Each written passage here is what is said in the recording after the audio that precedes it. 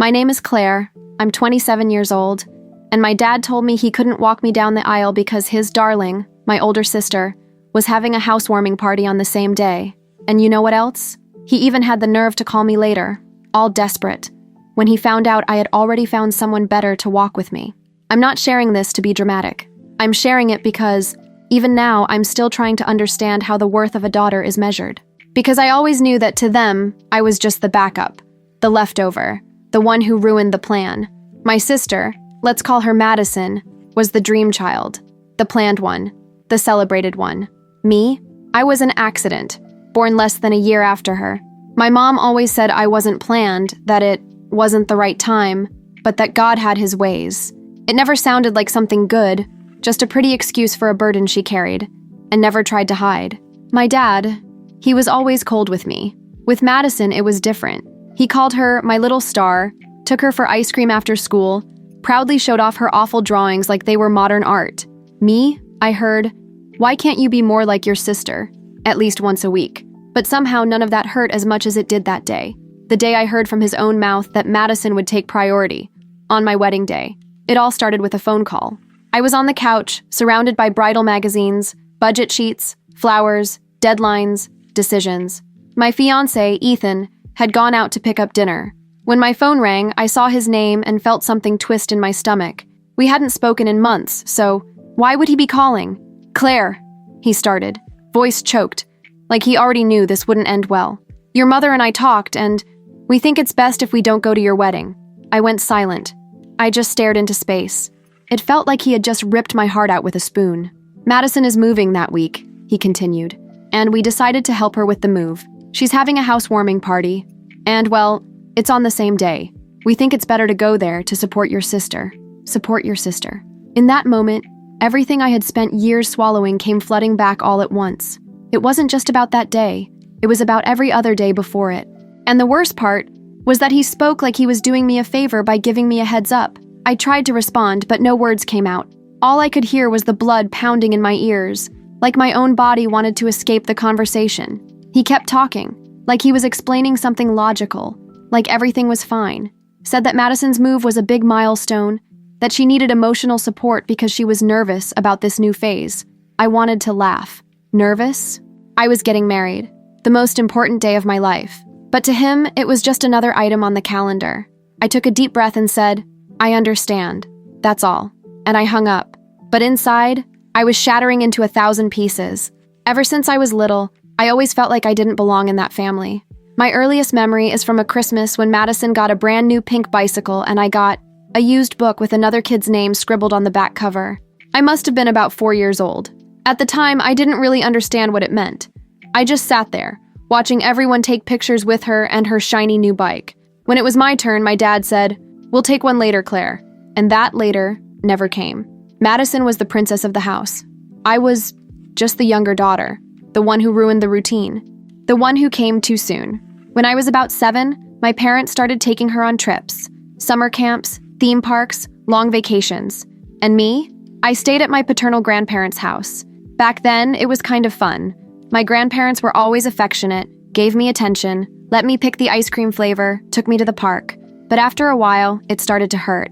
When I realized they only left me with my grandparents because they didn't want me to ruin Madison's trips, something inside me shifted. Once, when I was 9, I asked why I couldn't go to Disney with them. My mom gave me this awkward smile and said, "Sweetie, you're still too young. You wouldn't enjoy it." But Madison was only 1 year older. 1 year. And it was already her second time going to Disney. After that, I started noticing everything. The way my dad said "goodnight, champ" to Madison and only gave me a nod. The way my mom decorated Madison's room with fairy lights, new curtains, fluffy pillows, while mine was always done last, thrown together. When I mentioned wanting a new bed, my dad replied, "Yours is still fine. You just want to waste money?" In elementary school, the gap only got wider. Madison got average grades and was applauded. I got A+ and heard, "Well, that's the least you can do." When I brought home medals from debate club or science fairs, they'd say it was nice to see that at least one of the girls is good for something. I don't know if it was meant as a joke, but to me, it never sounded funny. The worst part was that Madison knew. She felt the favoritism and used it against me. She called me teacher's pet, perfect little nerd, jealous loser. When our parents were around, she acted like an angel. When they turned their backs, she made sure I remembered I would never be the favorite. One time, she snuck into my room, ripped up photos of me with my friends, and wrote, "Nobody loves you," in my school planner. I showed my mom. She looked at it, sighed, and said, "Madison is sensitive, Claire. Don't provoke her." Like I was the one who did something wrong. The final straw, back then, came on my 13th birthday. I had asked to throw a small party in the backyard with a few school friends. I planned everything. Simple decorations, a chocolate cake, a playlist I spent days putting together on my MP3 player. Madison not only mocked me the whole time, saying it was cringe, but on the day of the party, she showed up with 3 of her older, louder friends, completely out of place. They took over the attention, the space, and even hijacked the music, connecting her phone to play songs no one wanted to hear.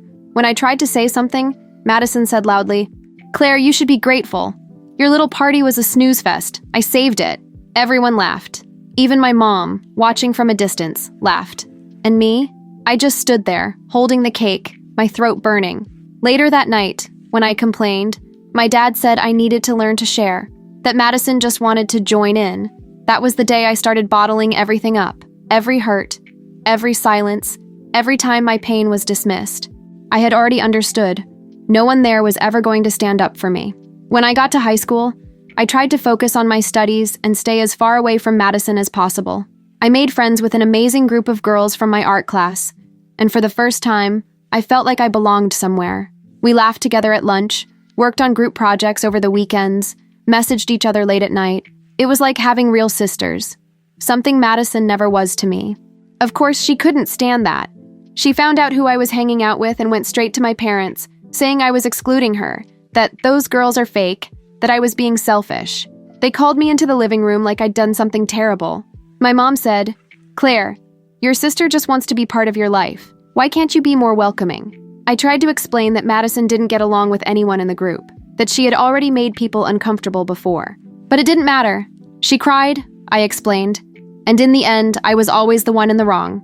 I gave in and brought Madison to one of our hangouts at Brooke's house, my best friend. At first, she pretended to be friendly. Then, she started mocking Ava's drawings, making fun of how Jess talked, and even tried to flirt with Brooke's ex, who was only there out of politeness. The next day, Brooke messaged me saying she loved me but didn't want Madison around anymore. And for the first time, I decided not to apologize for it. I told her I understood and that she didn't have to worry. Madison wouldn't come back.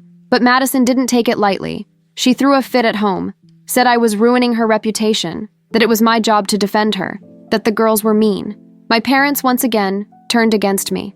My dad said, "I don't want to hear about these friends anymore. Either they accept your sister or you stop hanging out with them." But I had already made my choice. I hadn't wanted to be Madison's satellite for a long time. I wanted to be Claire, with my own orbit. What came after that was a silent war. Madison started sabotaging everything that brought me even a shred of joy. If I won an award, she made sure to belittle it. When I got selected to present a project at a statewide fair, she said loudly at dinner, "Wow, a nerd who wins medals. Congrats, must be so thrilling to live like that." My parents laughed. They laughed. I sat there pretending it didn't hurt, but inside, it felt like someone was dragging sandpaper across my skin. One day during junior year, a guy named Tyler started chatting with me during chemistry lab. He was kind, funny. We laughed at the same dumb jokes. He became a friend. That was it. But when Madison found out, she freaked out. Said I was stealing him because she'd liked him for months. I had no idea. She went to our parents crying. Again. Said I was doing it on purpose, that I liked destroying everything that belonged to her. My mom called me into her room. She didn't ask for my side. She just said, "You know exactly what you're doing. Sometimes I think you want to make your sister miserable." I wanted to ask if anyone remembered what she had done to me. If anyone remembered when Madison slashed my backpack, spread rumors about me in freshman year, or hid my notebook before a final exam. But I stayed quiet. Because I already knew the answer. But the worst came senior year. I was dating Chris, a sweet, kind guy, one of the few who actually listened to me. It was my first serious relationship. I treasured every moment like gold. One Saturday afternoon, my dad showed up at my door and said he wanted to take me out for ice cream. I was suspicious. He never did things like that. But I said, okay. On the way, he started asking weird questions.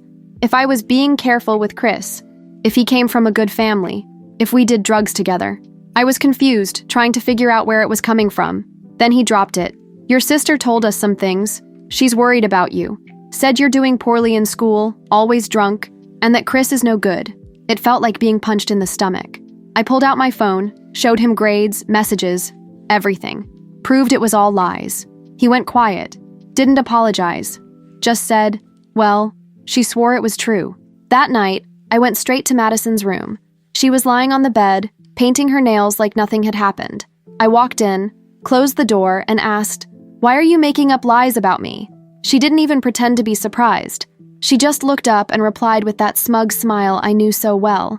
"If you've got nothing to hide, why are you so nervous?" My hands trembled with rage. I told her she had crossed every line, that I wasn't going to take it anymore.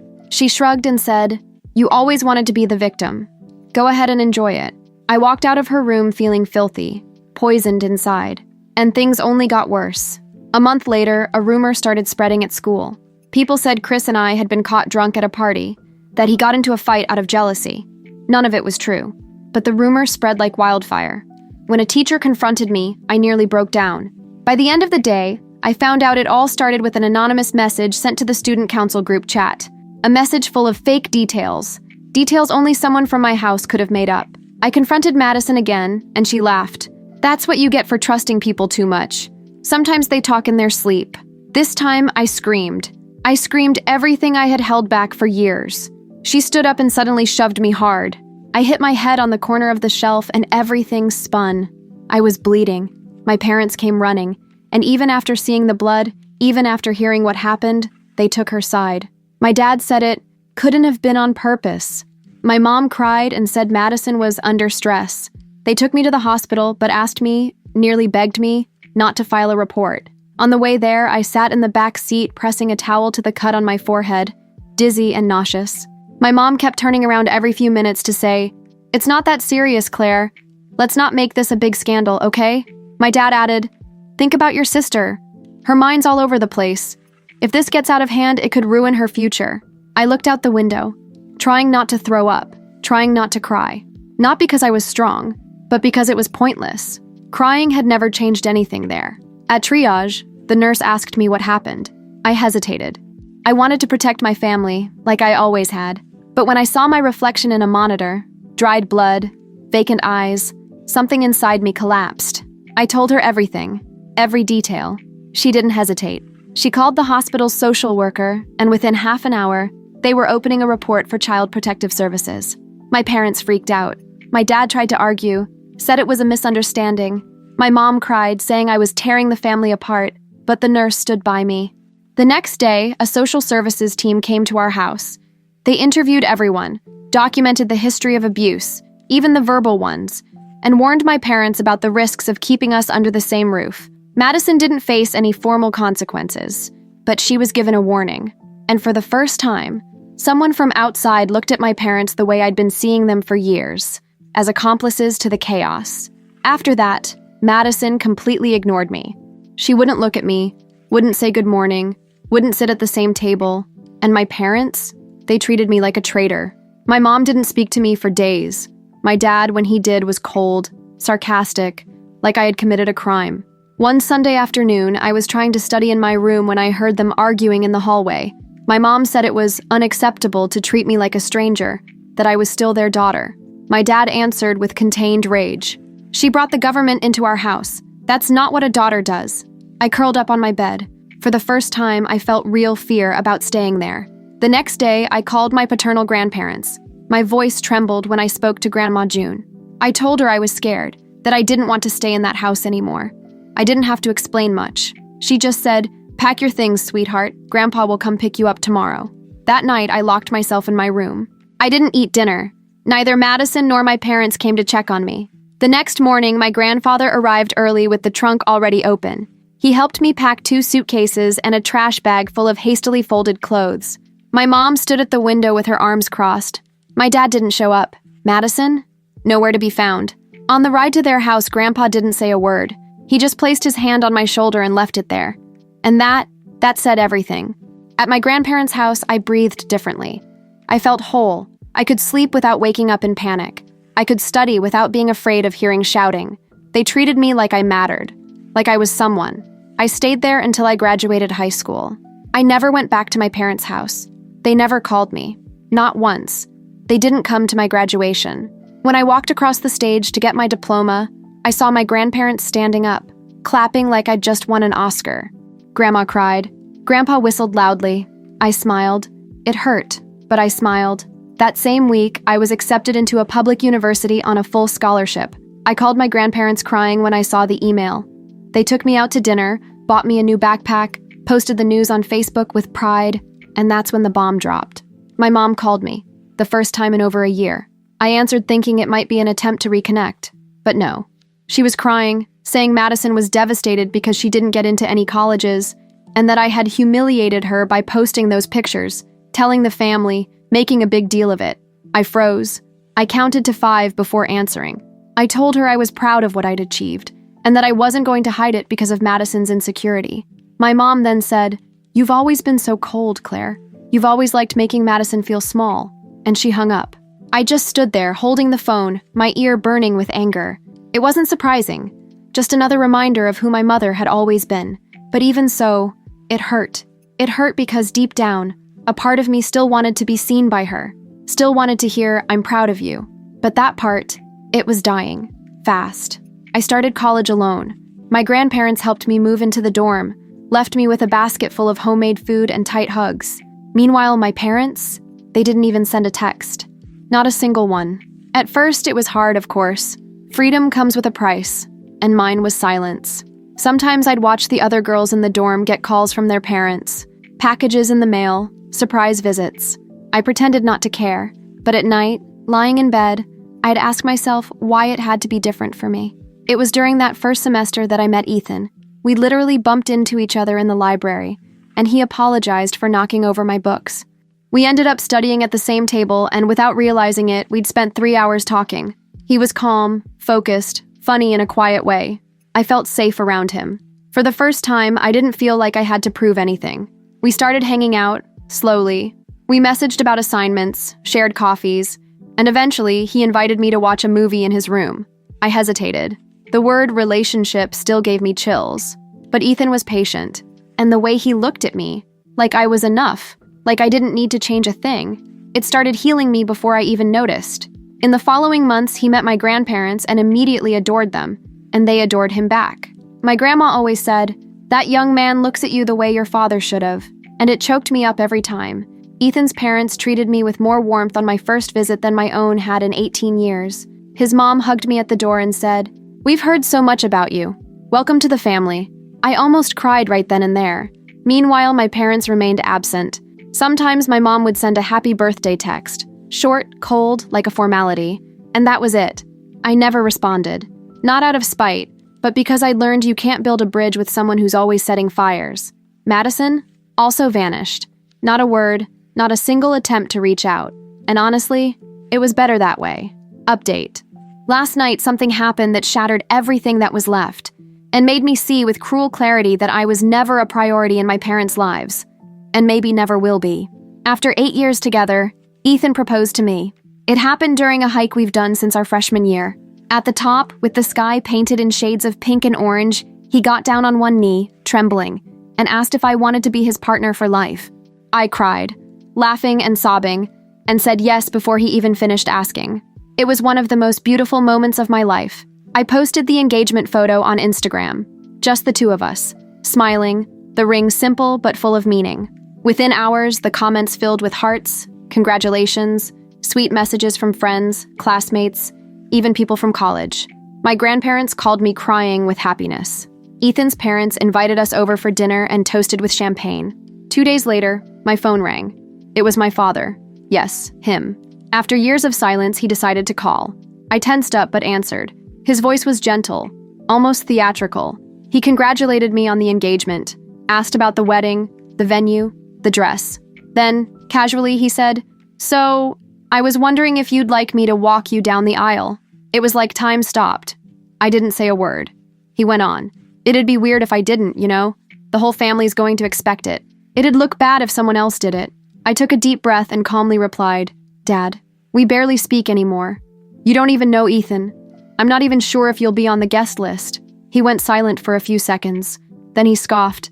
"Claire, this is ridiculous. You're my daughter. That doesn't change. I'm your father.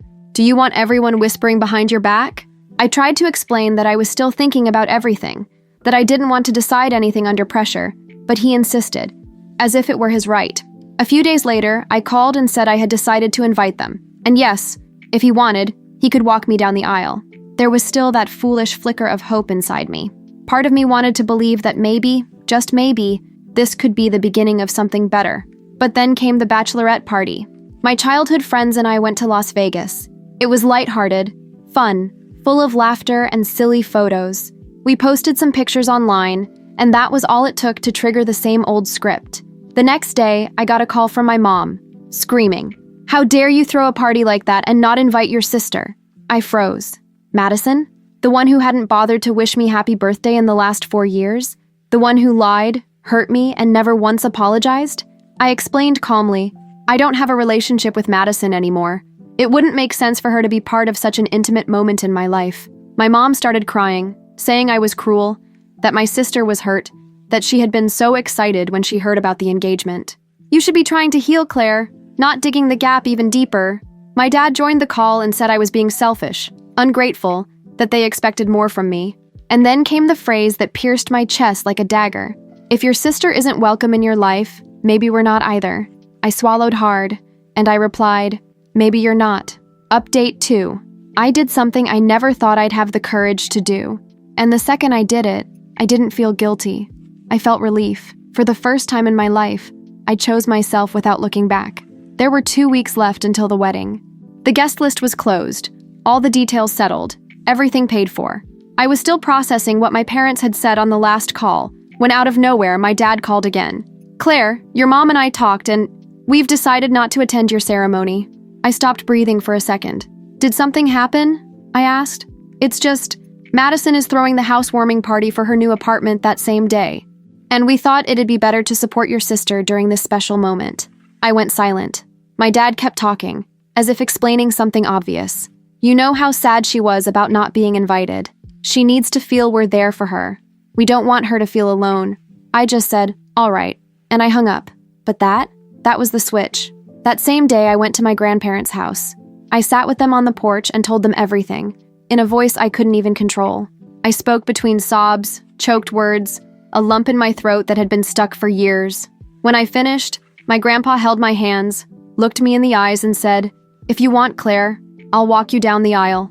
I cried so much in that moment I could barely answer. But he understood, and right then I knew I didn't need anything else. I called Ethan, told him my decision. He supported me immediately. So did his parents. They hugged me and said they had already seen me as a daughter long before the wedding. With that decided, I felt a kind of peace I had never known. It wasn't just about the aisle. It was about breaking an entire cycle. But of course, it didn't end there. The day before the wedding, I woke up to a string of missed calls from my dad. I answered, thinking something terrible had happened. But no, he was agitated, talking fast, and the first thing he said was, "Is it true your grandfather's walking you down the aisle?" I confirmed. He exploded. "That's so disrespectful. I'm your father. How could you do this to me? How could you give that role to someone else? We only said we weren't going to go because we wanted you to think. It was supposed to make you see how wrong you were." That caught me off guard. "You wanted to teach me a lesson by punishing me with abandonment? On my wedding day?" He didn't answer. He just said I was being manipulated, that I didn't understand what family meant, that it was all my fault, that my grandfather had no right to replace him. I didn't argue. I didn't cry. I just hung up and blocked the number. On the morning of the wedding, I woke up with my heart racing. It was like all the weight of the last few years had evaporated, and in its place, there was only room for the things I chose to carry. Ethan was in the other room, following that silly tradition of not seeing the bride before the ceremony. My friends arrived early, laughing, bringing coffee and good energy. They helped me with my dress, makeup, and when the stylist finished adjusting the veil, everyone went silent for a moment. I looked at myself in the mirror and barely recognized the woman staring back. Not because of the makeup, but because for the first time, I saw myself whole. I saw myself free. There was no more shame. No more suffocating need for approval. There was only me. Right before the ceremony started, my grandfather came into the room. He was wearing a light gray suit, flawless, with a little flower pinned to the lapel. His eyes lit up when he saw me, and for a second it looked like he might cry. But he held it together. "You look beautiful, Claire. Your grandma would be so proud." I walked up to him, hugged him tight, and whispered in his ear, "Thank you for being the father I never had." He squeezed my hand, looked into my eyes, and said, "And you're the granddaughter who saved my life, even without knowing it." When the ceremony doors opened, I walked in with my arm wrapped around his. The music played, the guests stood, and at the end of the aisle, there was Ethan, eyes filled with tears, waiting for me.